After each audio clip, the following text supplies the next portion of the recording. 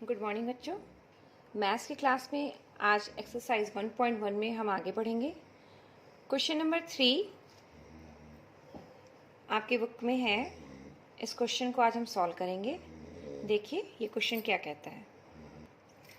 इस क्वेश्चन के अनुसार किसी परेड में 616 सदस्यों वाली एक सेना की टुकड़ी को 32 सदस्यों वाले एक आर्मी बैंड के पीछे मार्च करना है। दोनों समूहों को समान संख्या वाले स्तंभों में मार्च करना है। उन स्तंभों की अधिकतम संख्या क्या है जिसमें वे मार्च कर सकते हैं। 32 सदस्यों का आर्मी बैंड है, 616 सदस्यों की आर्मी की टुकड़ी है। ठीक है, आपने मार्च करते कभी देखा होगा, पिक्चर में देखा होगा, टेलीविजन में देखा होगा। तो नंबर ऑफ सोल्जर्स कितने भी हों पहली टुकड़ी में, दूसरी टुकड़ी में, लेकिन वो एक लाइन में मार्च करते हैं। यानी पहली टुकड़ी में अगर 10 लाइनें होंगी तो दूसरी टुकड़ी में भी 10 लाइनें होंगी। तो हमसे उन लाइन्स यानी उन स्तंभों की अधिकतम संख्या पूछा है कि वो अधिकतम संख्या क्या होगी। तो इसके लिए यहाँ पे हम यूक्लिड विभाजन एल्गोरिथम का उपयोग करके 32 और 616 का एचसीएफ ज्ञात करेंगे। तो स्तंभों की अधिकतम संख्या यानी एचसीएफ ऑफ 616 एंड 32, यानी 616 और 32 का हम एचसीएफ निकालेंगे। तो यहाँ पर हम 32 से 616 में डिवाइड कर रहे हैं। कितनी बार जाएगा? 1 टाइम्स 29, 6 को आपने यहाँ तारा। अब कितनी बार जाएगा? 9 टाइम्स।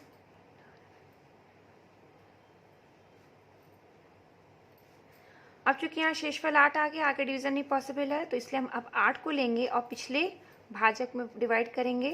कितनी बार जाएगा? 8 चक्कू 32। यहाँ पे पूरा कट गया। तो जहाँ पे पूरा कटा, स्टेप का जो भाजक होता है वही हमारा एचसीएफ होता है। अब एचसीएफ तो निकल गया, अब हम इसको यूक्लिड विभाजन प्रमेय का उपयोग करके लिखेंगे कैसे, वो हमें देखना है। तो फर्स्ट स्टेप का भाज्य कितना है? 616। तो यहाँ कितना हो गया? 616 बराबर किससे डिवाइड किया था? 32 से। भाजक कितनी बार भाग गया? 19 बार। कितना शेषफल बचा? 8। ठीक, अब किस में भाग किया? 32 में। किससे भाग दिया था? 8 से। कितनी बार भाग गया था? 4। और शेषफल क्या आया? 0। ठीक है, इसलिए हम लिखेंगे यहाँ पे एचसीएफ ऑफ 616 32 बराबर 8। हमें क्या ज्ञात करना था? उन स्तंभों की अधिकतम संख्या क्या है जिसमें वे मार्च कर सकते हैं। तो ये आपका आंसर है। अब देखिए आपकी बुक का एग्जाम्पल नंबर 4 है। एक मिठाई विक्रेता के पास 420 काजू की बर्फियां और 130 बादाम की बर्फियां हैं।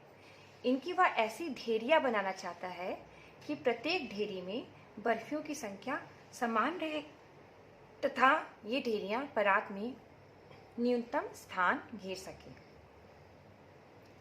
इस काम के लिए प्रत्येक ढेरी में कितनी बर्फियां रखी जा सकती हैं? तो देखिए आपके पास काजू की कितनी है? 420 बर्फियां हैं और बादाम की 130 बर्फियां हैं। दुकानदार को इस तरह से इनको एक के ऊपर एक रख के ढेरियां बनानी है।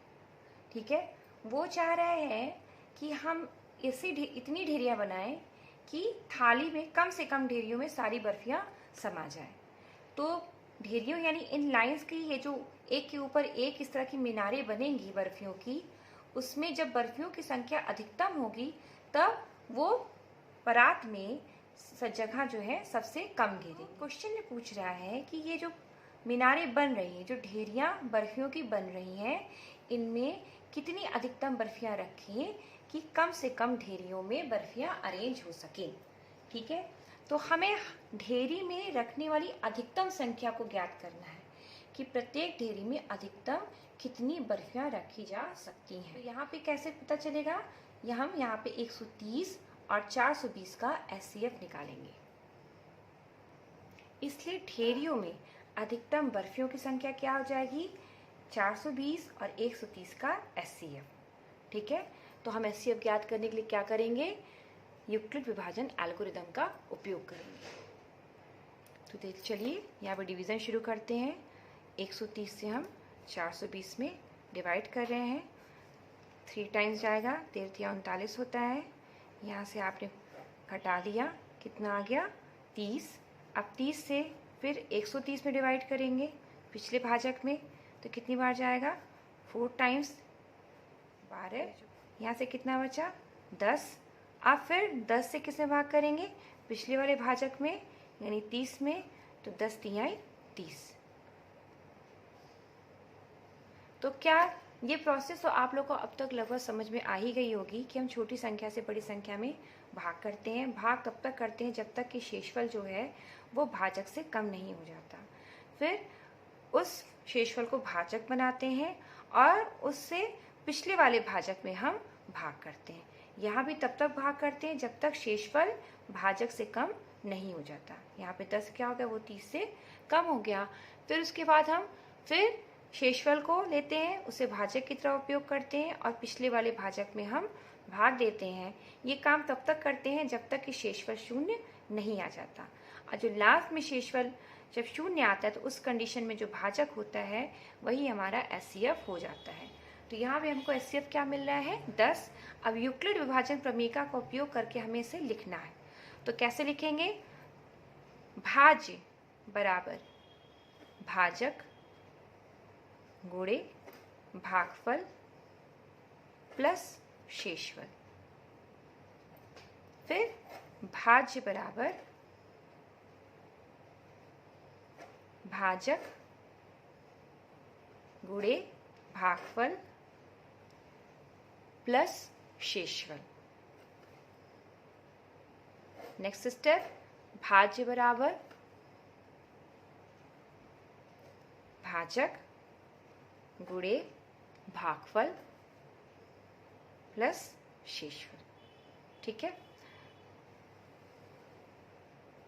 तो यहाँ पे आपको मिल गया HCF of 420 into 1 and 130 is equal to 10। इस प्रकार हम आंसर लिख देंगे, ढेरियों में अधिकतम बर्फियों की संख्या बराबर 10।